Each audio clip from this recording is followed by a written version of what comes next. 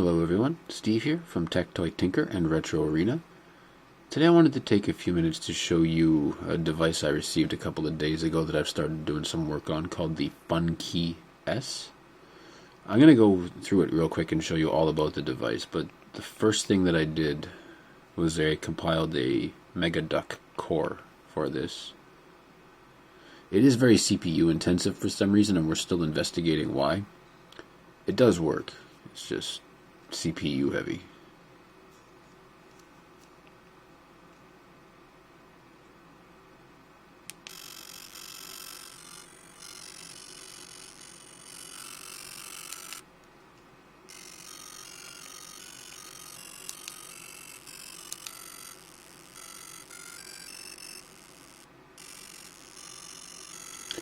It's a work in progress, but if you want to use it, it's been added to the RetroArch build for this.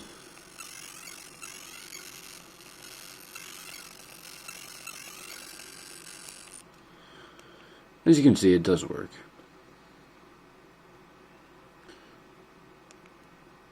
Also, for no reason, I decided to go in and see if Cave Story would work as a core, which it does. There's numerous RetroArch cores and non-RetroArch cores for this device. I'll be working with both, but I wanted to start with some of the RetroArch cores and explore a little bit.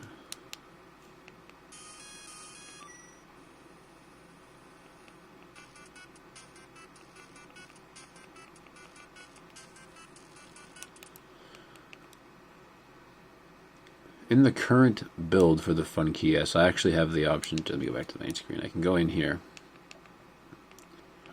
I don't have to be using GX menu, which I appreciate. This is the normal FunKey most of you will be familiar with seeing. And it works fine, there's nothing wrong with what's here.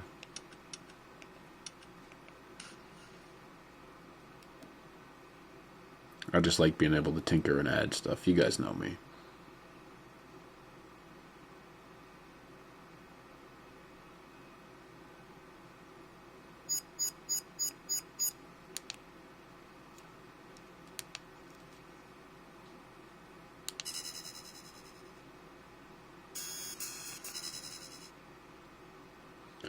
This device has no SDL2, it's SDL1 only, so be aware of that going in.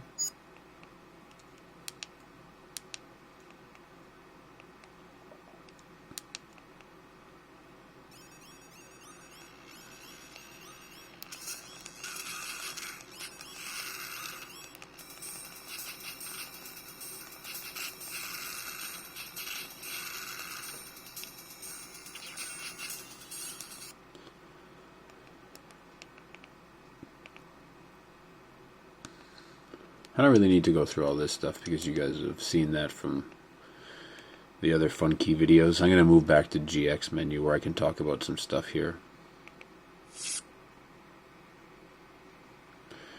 So over here in GX menu world, I'm going to go back to the main screen for a minute, go over to Emulators. A lot of these are working really well. This is Pico 8. I don't know which game I'm going to click on, I'll just pick one at random. This emulator seems to be working fine.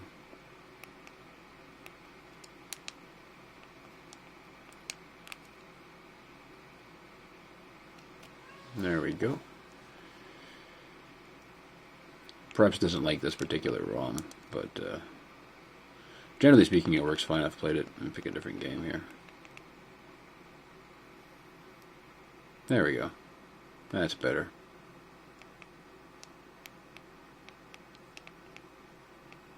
As you can see, works fine.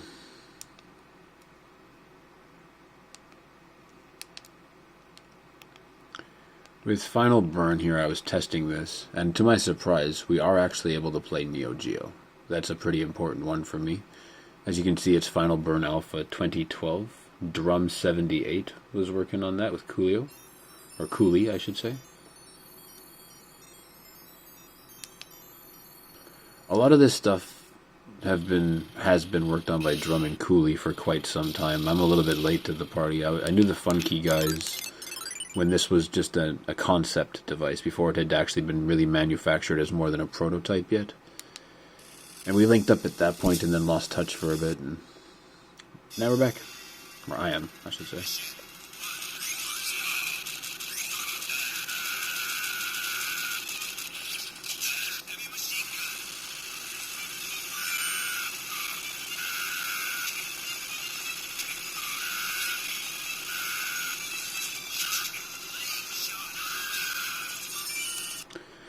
One thing I'd like to try to do is get Advanced Maim to work on this, as I know that Advanced Maim does have SDL1 only support.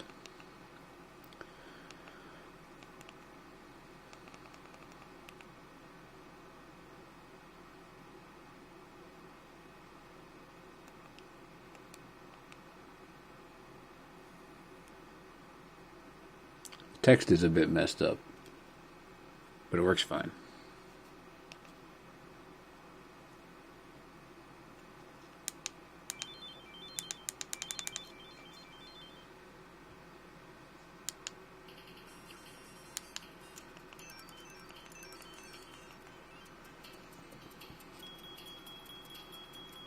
Still kind of bright, huh? It's only in the camera, though.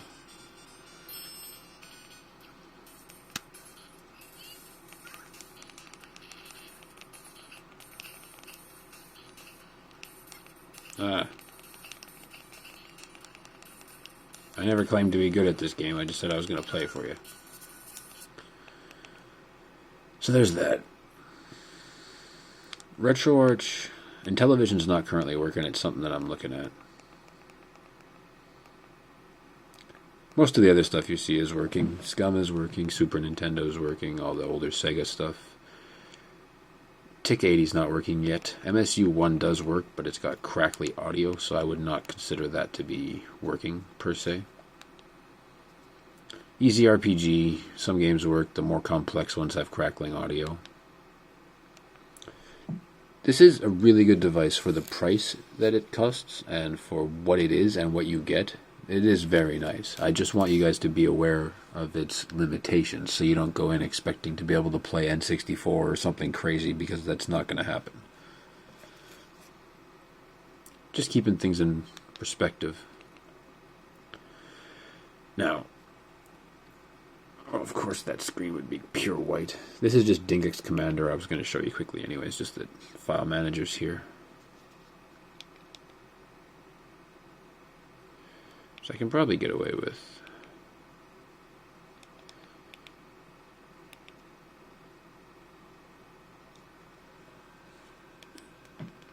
There's two different versions of RetroArch. There's an all-in-one OPK file, which is just basically you just drop the OPK and use it. And then there's the one that I'm using, which allows you to add cores on your own, which is great for testing. Commodore 64 is working as well. All this stuff you see here works, like I said. I haven't added a lot of standalone ports yet, or tried those, but I'm assuming they work. I tried Doom and Quake, and those were fine. Cave Story, as you've seen, works fine. So, we'll see where we go from there. I just wanted to let everybody know that I do have one of these now. It's been a long time coming, but I got my hands on one, and I will be working on it and helping support this device as well. I'd like to thank the devs for providing me with the device, obviously.